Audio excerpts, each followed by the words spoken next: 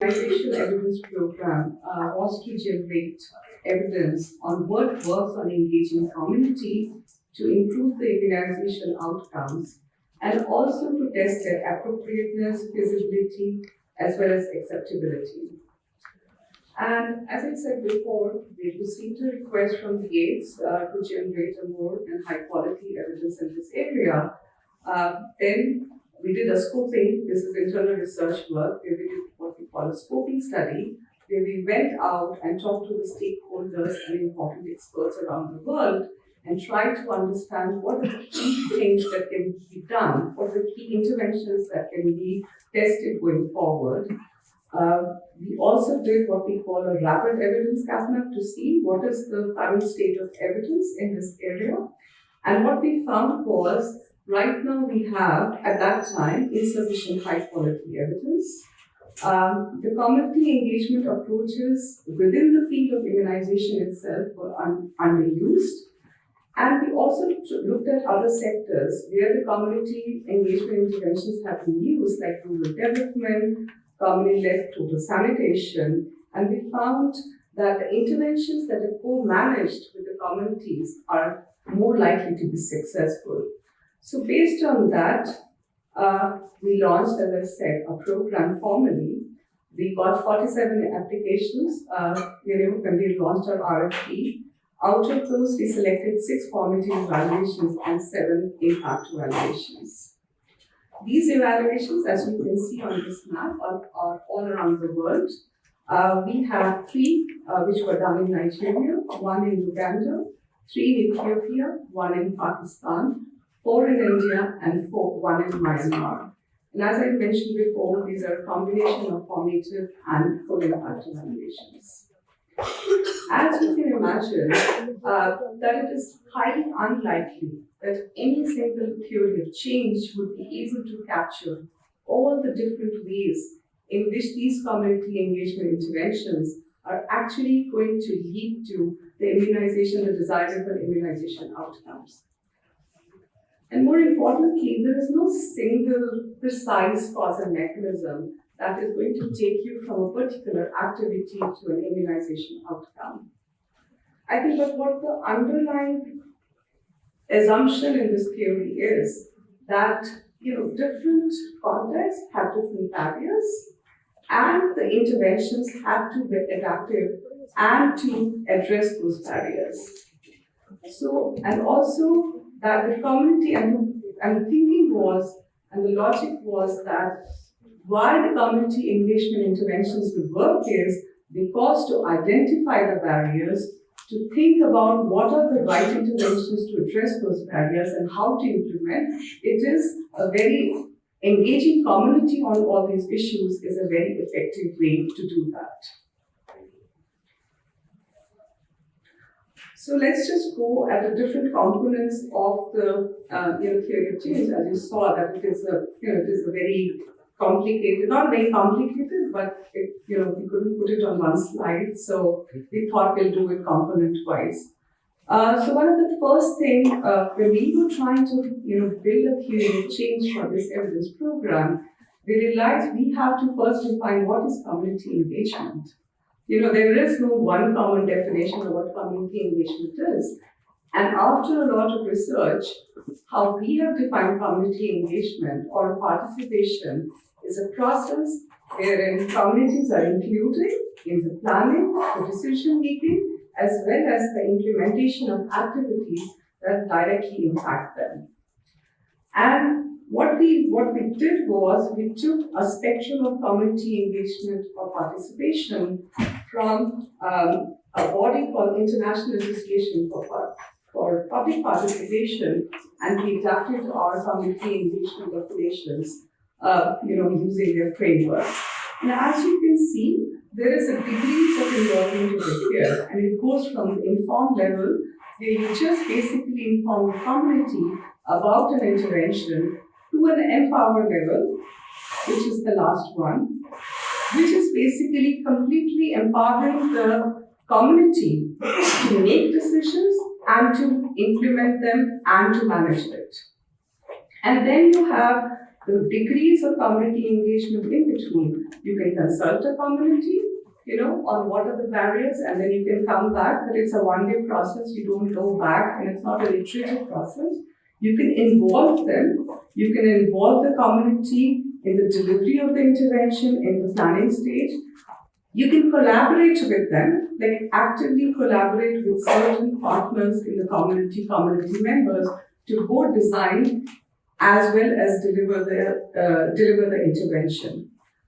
One thing important to notice, and in fact, this IAP, the body which has developed this spectrum, it's very clear that they don't say that any one particular level of involvement is better than the other.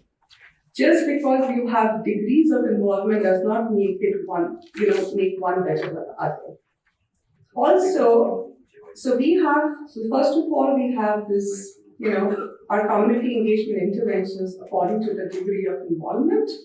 The other part that we had to grapple with, how do you put the activities over there? Where do activities go? Once you have engaged the communities, what do you do with that? So then we realize that, again, when you're looking at the activities that are taken up as intervention components, there is no one-to-one level of correspondence that this activity is going to go and inform and this activity is going to empower. Let me give you an example. So we have an activity which you and a lot of people might be aware of, is giving reminders to caregivers about immunization. Now this activity can actually originate, it could be a sponsoring organization or an NGO who's doing the intervention. They have just sent the reminders to the community, to the caregivers, and they have not involved them at all in the decision making, how it is to be done. That is at the informed level. But then you could also have a place where you talk to the community, and they are the ones who are making decisions and making plans, and they realize that the most important barrier to immunization is that the caregivers are telling them they don't know where to go for immunization and when to go for immunization, right? Then they would identify maybe the best way to do it is to give them reminders. And the mode could be you could actually paste, at a common, in a village, you can post it in a common area where and when the immunization is going to happen. Or you can do it that you can send a text message, or you can send a voice reminder. Now, all these are different ways of doing it, and it can come out of the community making those decisions, identifying the barriers, identifying what are the activities to be taken up, and how to implement, and then it could go into empower level. You could also have it that you could involve the health workers in understanding what is the best mode of delivering those reminders, what should be the content of those reminders, then it could be involved stage. So what we did was we organized the activities in the theory of change into 3 components. The first component was caregiver-oriented or community-oriented. It could be that you actually provide communication, you have a dialogue with the community to inform or educate them about a particular, about immunization. You could send them reminders. You can incentivize giving them monetary or non-monetary benefits. You can also involve them, of course, in developing plans and solutions. And different activities, depending on what you take up, could impact the awareness of vaccine preventable diseases. It could be about where and when to go for vaccination, and also motivating them to vaccinate, and that could lead to improving the demand for vaccination.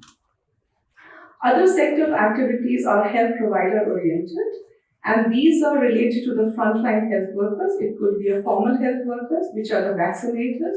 It could be community health workers.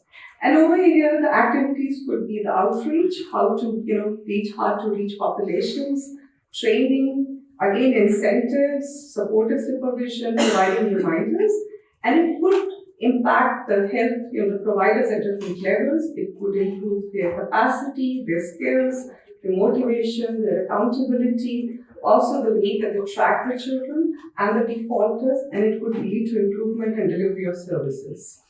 The third set of activities could be health system oriented, so it could impact the governance structures. It could very big component, and you will see as we go along the day, is the technology and health that is being increasingly being taken up all around the world. And all these activities can again impact the accountability of the health workers, their skills, their capacity, and the way that they register and track children for immunization, and then again improve the delivery of the services. So in this theory of change, I've taken you from the level of participation, the program activities, the outputs, and then of course the outcome that we are interested in is the full immunization and its timeliness. And then of course we have a long-term impact that improves the health, it decreases mortality and morbidity of children. So now let us now see how do our interventions actually map onto this theory of change. So our first intervention that we're going to talk about is from Uganda. So we had an mHealth component in it, in which it was used to track and register the children for immunization, as well as involving the village health communities in planning in how to track these children and register these children. So we are going to look at our theory of change. The level of involvement was collaborate, because we collaborated with the village health teams to plan for these interventions. It had community tracking and registering, as I told you. It had outreach component, which is to outreach to hard-to-reach populations. And of course, it had the technology and mHealth component. And the findings that we had was that it had insignificant impact. The next intervention is the Cushy Baby intervention.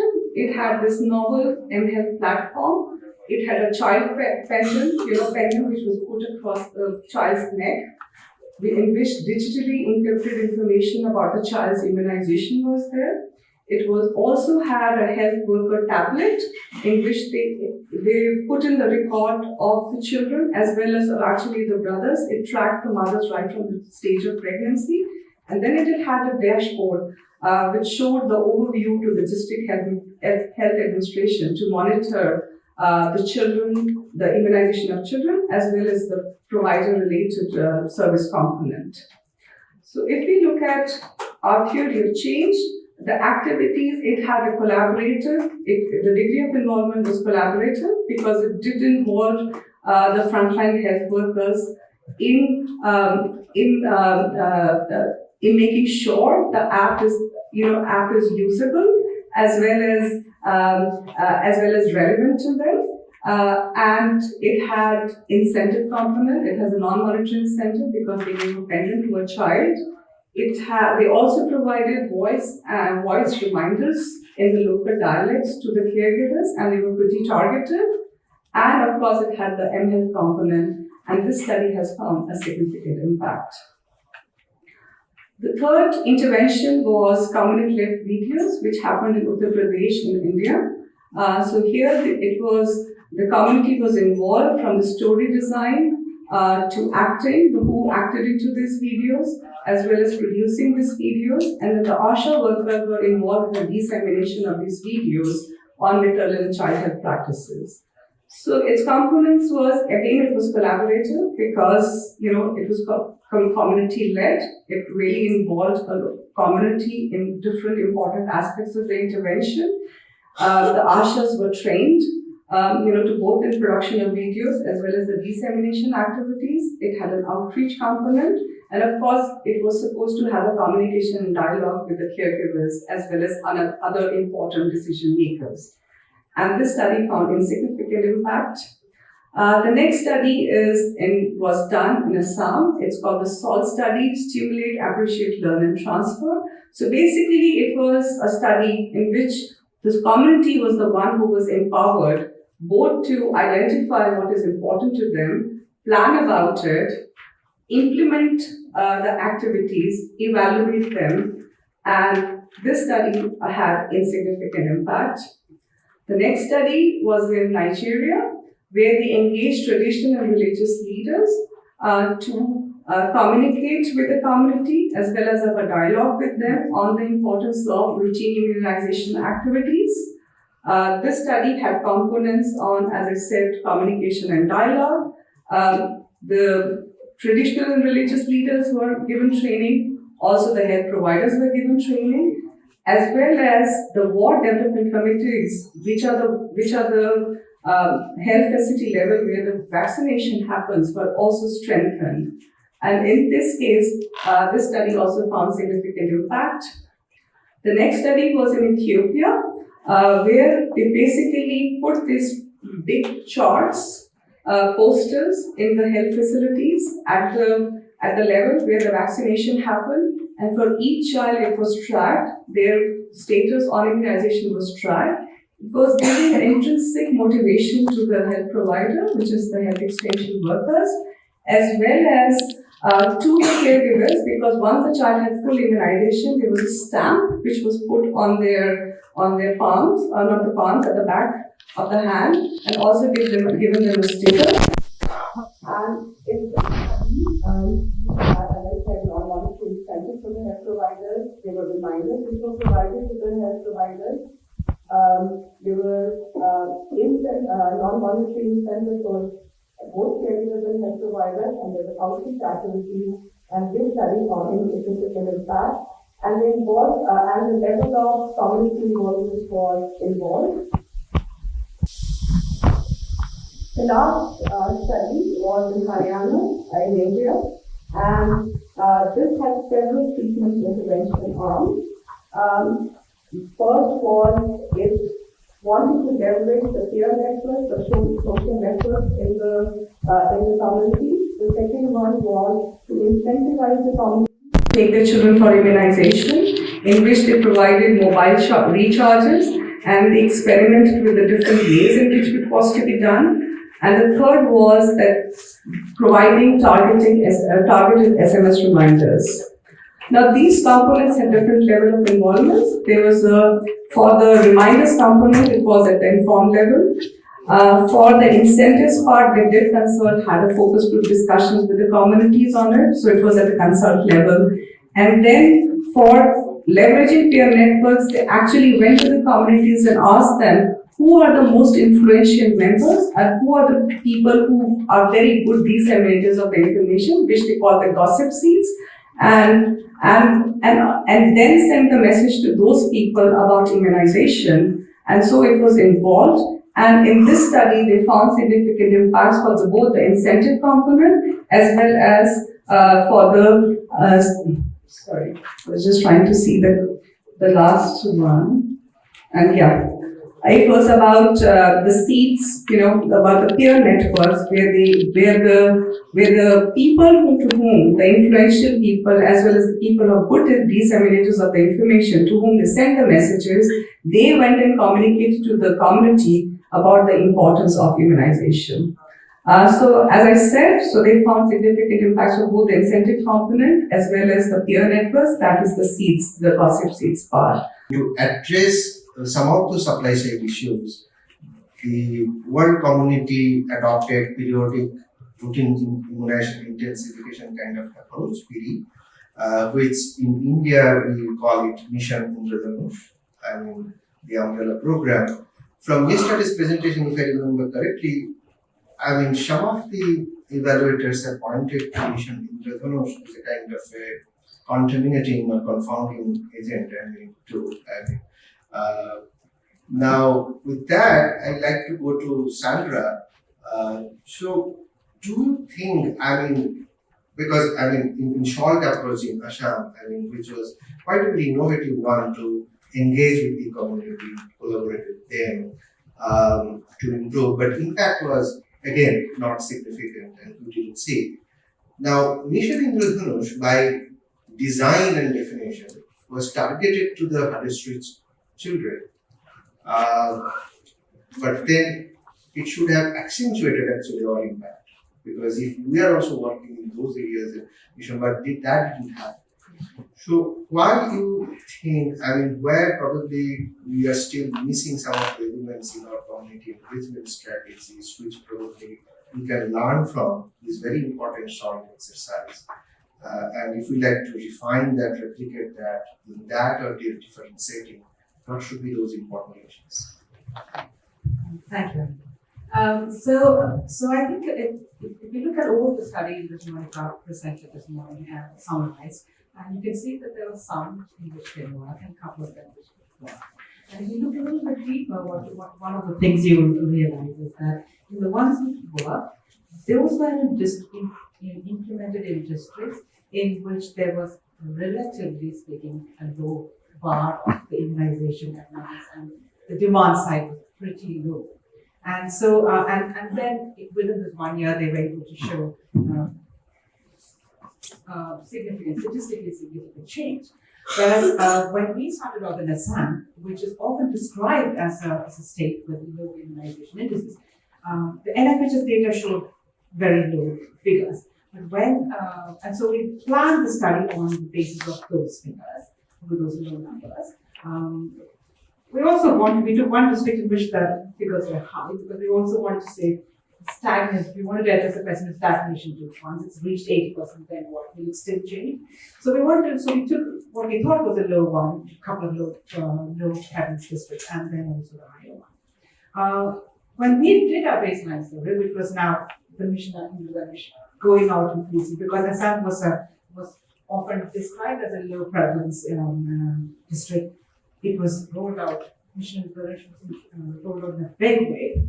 And what we found was actually the numbers had already gone down. Our baseline figures are much better. The monitoring and evaluation team at least probably contributed to data being captured well, but definitely those figures are much better than average. So we were starting at a higher bar already.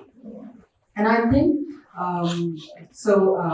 then of course you would ask, well, does that community engagement have a role still? We didn't have statistically significant results to show, but certainly our processes definitely did show pockets where which helped community to demand better, to even addressing the supply side. For instance, I don't think our communities really know that they have a right to be treated well, that they have a right to know about every one thing we know is very often the health workers in observation first say, this is good for you, it's an injection which is giving free, and jab. That's the kind of folky messages which on paper will go to be delivered in a particular manner, but rarely ever that's happening. And our people are so used to this that they so then you accept it. But then suddenly these interventions are when with IIPH and home, that actually you should be treated. You have a right to know what your child is getting. Because when you don't know all that, you're leaving the gap for the myths to develop, right? For adverse events to be misinterpreted in different ways, to be not know well enough what adverse events mean, and that some amount of it is manageable, and we all know these things. But unfortunately, the community level, that's where the myth building starts. That's where you have the wrong mortality. That's where some fever gets interpreted into serious epileptic fits and death and whatnot. And so that's called. I think community engagement, even if we didn't see statistical significance in the short period, and we all know the toughest thing that we will encounter is behavioral change. Ask any smoker and they will tell you that. So to expect the community to suddenly dramatically change within a 1 year period, I think is a bit. I know we all are faced with the tyranny of time and research projects, and so we have to try and do things within founder-driven agendas or even otherwise. But perhaps that's one place where we need to give more time. We certainly know that these things take time, and maybe measurements need to be done a little bit longer and further down the line. So I think it's a little bit more complex than just say quick analysis say we will find 2 years. I think these are excellent points, Sandra. I mean, first, concept of dignity as a quality parameter has been well studied in probably other programs like family planning. I am not aware of that much intense studies in the context of immunization, at least in this country or elsewhere. So that's one. And the second, what you were pointing to, that probably we are measuring something easily measurable short-term things, and probably are not measuring something more valuable and probably something a little bit more intangible. So that's a food for thought for probably further refinement of our methodologies or next phase of approaches or studies. And on that, I'd like to go to Jessica. And I just like to repeat the same question as you asked Sandra, because here is an example where, in spite of your kind of little bit early frustration that you didn't see any movement on the full immunization coverage per se, probably you are measured in a very interesting age group, 6 to 17 months, I believe, which gives a much more recent picture than in other evaluations. But you didn't identify a significant improvement in coverage in hard-to-reach population groups. And if I remember correctly, you mentioned that those hard-to-reach are not always physically hard-to-reach, or it's not a kind of a distance kind of barrier, but probably kind of a social access kind of barrier. So if you can just elaborate on that one and expand on that, that would be great. Thanks. Great point so far on the panel. I think we've heard some hints as to why we see some findings in some population subgroups and other findings in others. So, as was alluded to, our study did not find a significant effect within the general population. However, within hard-to-reach communities, we saw a very large and significant effect of the projecting health intervention, which was the video intervention. So the locally produced videos that were screened in women's groups meetings in rural Uttar Pradesh.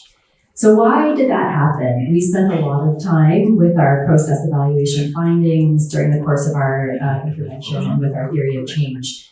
And we realized a few things. So first of all, when it comes to vulnerable subgroups, hard-to-reach populations, or zero-dose children, as we're starting to call them, we tend to have many stereotypes and assumptions. So in particular, we tend to assume that these populations do not want to vaccinate their children, and that might be true for a small number, but what we found in our study is that most of these families did indeed want and intend to vaccinate their children, but many of them lacked the knowledge or awareness that, for example, they needed more than one dose of vaccine. So some mothers said, but my child was vaccinated at birth, and I wasn't told that they needed anything more than that. And then many other families in these hard-to-reach communities were just never touched by the ASHAs. And as mentioned, these communities were not far geographically from the main village, but rather they were often socially isolated. And so the ASHA, and this is also not her fault per se, it might be difficult or culturally inappropriate for her to access those communities, or she didn't have an incentive to access them. And so parents in those communities weren't aware of when the vaccination day was, that they should go, what to do there. So through our intervention, where we hadn't intended to do this, but by giving videos to the ASHAs and supervising the ASHAs a bit more than normal, it motivated or encouraged the ASHAs to actually go visit these families, which were on their list, right, in their catchment area. But for the first time, they would pay a home visit. Now they had a video on their phone that they had some reason to engage with the family. So they would show the video, they would build some type of a relationship. And so we saw this really tremendous spike in coverage in those communities. And it was not difficult, right? So these are the systematic barriers, or sometimes small barriers to solve to reach these hard-to-reach communities. We learned a lot, and I think the field of immunization coverage is learning a lot about how we reach the fifth child or the zero-dose children. I think a really, really important lesson is that it's not a homogeneous group, right? So the barriers and the preferences of these families are very different, even within one geographic community or even within one population subgroup. And as implementers, policymakers, evaluators, we need to understand the individual constraints very well, whether they are demand side or supply side, so that we can tailor interventions better. And right now, I think we do not do a good enough job of understanding their constraints and tailoring interventions. We tend to assume that maybe everyone is the same, everyone has the same constraints, and that's certainly not the case. And I think we saw this throughout the studies across this window. So I hope in the future that, particularly here, I think particularly in Uttar Pradesh, Dr. Ved Prakash is here with us today, as we think about what impact we could have in immunization coverage if we can reach those quote unquote hardest to reach or most vulnerable or zero dose children who are left out of the system. It will take some creativity, and it takes, most importantly, this idea that everyone is different and we have to target accordingly. So that's an excellent point. I mean, how we can actually individualize as much as possible our approach to reach the community. And on that, I will go to Harini. I mean, it's a very complex program that you have presented yesterday. I think if I even remember half of it, I think that will be a good job. But yeah, so just remembering the summary from Monika's slide. So you have a kind of a incentive program, non-monetary incentive, which was also the basis of the IIPH study 10 years back of this program. But this time it is mobile talk time. Okay. For each dose of vaccine and also for completion of the schedule, right? For each dose, okay. And then you have a reminder thing. And then you have this very exciting, probably new concept for some of us, is the gossip model. So there was one study at least before probably this one, which looked at the polio program and in Kannan municipal area about how the clicks works and if we can do a network modeling around the clicks for the communication of messages. But this is, I think, at a much larger scale than we're doing. So very complex, and you have come out with a kind of a very nuanced results, I believe, but some of the improvements are dramatic, very remarkable.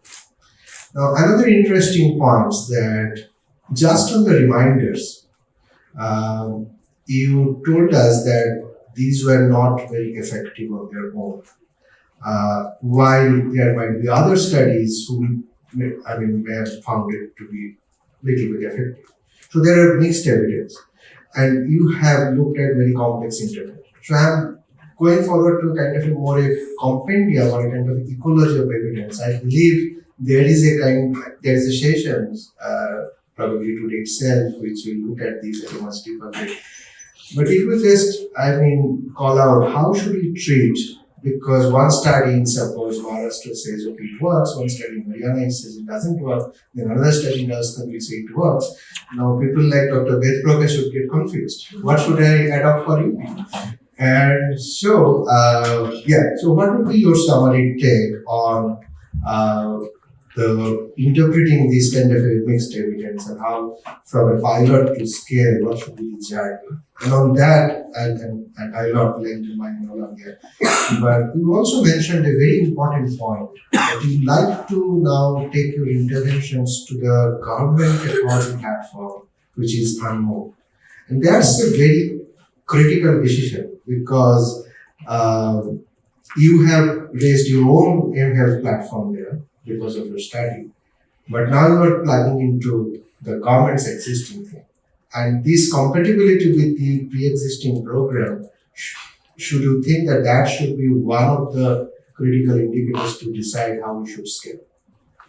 Those are wonderful questions. I think we are still thinking about some of the things that you mentioned, especially related to text messages. I think across the world there's a lot of mixed evidence, and it could be the people to whom these text messages are targeted, maybe some of the more educated people, more tech savvy people versus not. I think in Haryana we still sort of grappling with the information, but I think just the sense that we had from sort of like key informant interviews and so on, the 98% of households have a phone.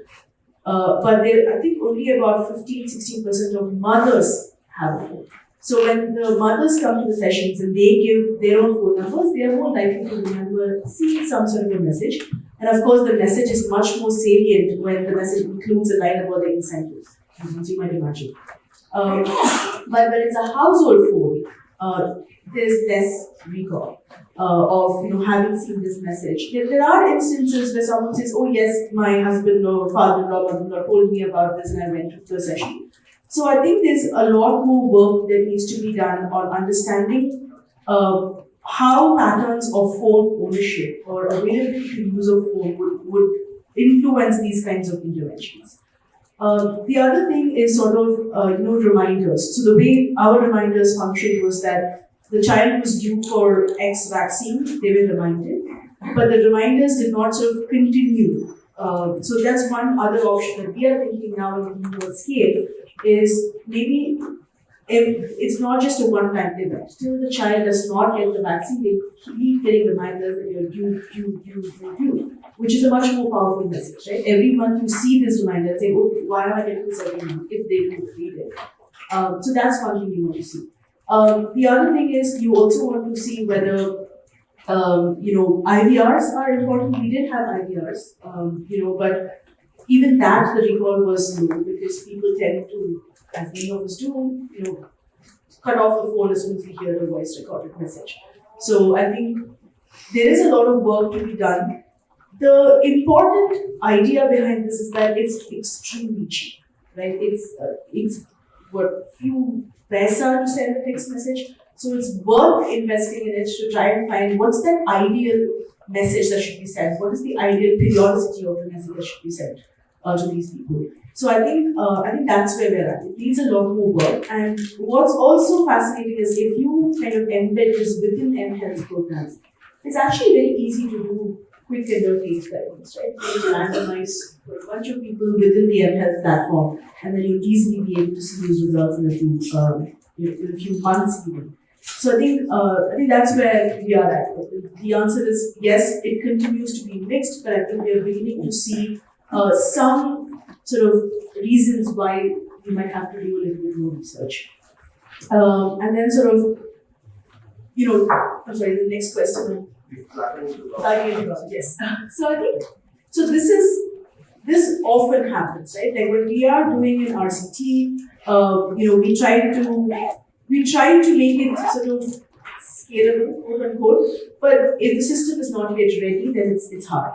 But we were in a situation where the mHealth sort of, it was in the air that people are going to adopt, there have been lots of pilots ongoing. So it made sense for us to invest because we knew that maybe not today, but then 5 years down the line, these platforms are available for most of the population. So the mHealth platform Unmol, the small tweak that we would need to make is just adding a few identifying questions, which can be something which an A&M just asks the mother or the grandmother of the child, whoever brings them to the vaccination center, about, who do you think is the best at spreading XYZ kind of information, which is something similar to what we used in our research study. And that's just getting a few information about them. So what we plan to do this year with the government of Haryana, who are excellent partner, very open to sort of continuing this kind of collaboration, is saying that, okay, can we replicate what we did in the research study using the research study personnel? Can that be done by a combination of A&Ms, some technical people sitting at the state level, as well as perhaps the ASHA, so we identify, with the information given, find the people because they know the village well, and sort of consent them to participating in the program. So I think so we know as a proof of concept, yes, it works. Now the next stage is, can this be adopted in the system? Very good. You just, framed my next question actually, and that I like to put to everyone for a very brief, maybe one sentence response. So what's the next? And you have brought out a very valid and salient point, which every government likes to hear from you. Okay, this is fantastic thing, and this is, you think, doable, what it costs. And then you bring out a 20-page peer-reviewed article that is cost-effective, point blah blah, some indicator. And he doesn't understand where from you will get the money in his next budget. So even when it is cost-effective, the budget optimization piece is missing from our plan. So my question is even on successful pilots, not just in terms of impact, even in terms of giving us important lessons on the process refinements. How, if we like to replicate it, if we like to scale it and sustain it, what's the pathway forward? So, very briefly, what would be the I mean, as a researcher, what would be your advice to the governments that, okay, these are the 3 or 4 things you should look at if you, in terms of scalability and sustainability of an intervention? Because they have now a menu of options. So many studies are happening in real time. So what would be your advice? I'll start with Monica first. So 3 I think I'll tell you, I mean, we would never advise the government to replicate anything based on one study. We are currently doing a systematic review for all the community engagement interventions. We'll also see, maybe we can pick up some of the activities also. We don't know, it depends on how the evidence unfolds. But based on, once we have done a systematic review, we systematically looked at all the evidence that's out there for a particular kind of involvement, community involvement, for a kind of activity. Then we will be able to say, okay, now we have now found this, now we can have some confidence that you can take it forward.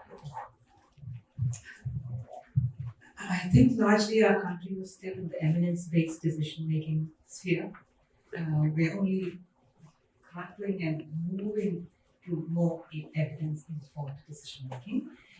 You're right, budget implications are something which policymakers will understand more than even the cost-effective analysis. Again, this is a relatively new field in our country, and we're just starting to do studies of this nature. And I think it is commendable that the Directorate of Health Research at the Institute has now taken strong steps and initiatives in the capacity building, because it's all very well to say these things need to be done, and when we don't have the capacity to do these kind of assessments, and we just have one or two organizations some kind of supporting certain governments. I think now the capacity is slowly, so therefore there is going to be a time limit, but I think the capacity is developing. I think even you will hear more about this from this over the course of today, and I think that's the way to certainly in preventive measures we do we know intuitively the prevention is better, it is less expensive than the cure. But how do we package this and make this more palatable and like this political dimension so I guess these are things, packages and messaging that we need to understand and get evidence of it. And I think we started. I'm sure there will be lots of lessons learned along the way how we fine tune. I think over the years, we've seen as researchers, as JPAL, that the appetite for evidence is improving. So in the past, when we used to go and talk about evidence, we'd have people who would literally say that, oh, but anecdotally we hear this, and they won't be able to distinguish the difference between the kinds of impact. But now increasingly, even mid-level officers in the governments are able to sort of talk in a much more nuanced way about evidence. And we do have, some governments setting up these kinds of, behavioral units and nudge units and so on. So there is this interest in understanding evidence and trying to, use it in policy making. But I think, as Sandra pointed out, there is a concern about capacity. So I think the government gets implementation pretty well. They can figure out how to get the funds. Surprisingly, every time we go, they manage to find the funds somewhere. So it's not so much of a problem. But it's that expertise, right? Like to understand the research and translate the research to practice, and knowing that not everything you did in the research project is easily translatable. So what is it that you can take? How do you take the intervention, ensure to maintain its fidelity, but then set it up in your own systems? I think that's the kind of skill which is absent. Maybe it doesn't exist right now because it's still very nascent, but those are exactly the kinds of skills that you need to make it much more scalable. Thanks. I think, first of all, I'm a huge advocate for evidence-informed policymaking, but I want to play a bit of devil's advocate right now and suggest that, in particular for low-cost interventions where there is room in the budget where there's some initial evidence or strong theoretical plausibility that they're likely to work, and where there's limited potential for harm, then maybe decision makers can think about those a bit differently. And I think what's more important than waiting many years for impact evaluations and a systematic review of all those impact evaluations for potentially different contexts is to think about how can we learn in real time, how can we monitor and instill a culture of learning to see whether some of these interventions are working. So one example might be, it would be very low cost to put the projecting health videos on the on-roll tablet, right? So it seems low cost, sustainable. It seems like it wouldn't do any harm, has potential to work. But then how can we build in a system of monitoring and learning to see whether maybe that is working, as opposed to spending a lot of money and many, many years on doing an impact evaluation of that. So that's one of that. So that's wonderful. I mean, I think there are a couple of salient points which I like to call out. And of course, as an evaluator like Monica is pretty cautious to go to systematic review first, then to advise anything. And that's quite understandable. But Jessica, I think, is much more optimistic and expects at least something, learning while doing, right? And there are also some optimism expressed by Harini and Sandra that a culture of evidence-informed decision making is already there, it's happening. Harini has said, somehow they found one. So that's pretty assuring. And how probably we can know, because I think already there is enough appetite here in the room. I'm seeing representation from government of Uttar Pradesh and government of Rajasthan as well. I'm seeing doyens of immunization programs from multiple organizations like WHO, UNICEF, PATH, CHAI, RTI, many people here who are working in this space for pretty long.